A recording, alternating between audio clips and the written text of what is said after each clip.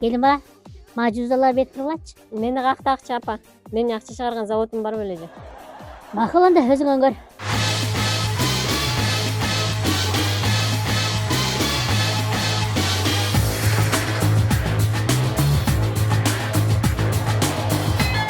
О, ташылып чакпаганда жакшы сураса бербейт. Өзүм акча которуп алайынчы. Дашма картадан 100 доллар чыгып кетчи.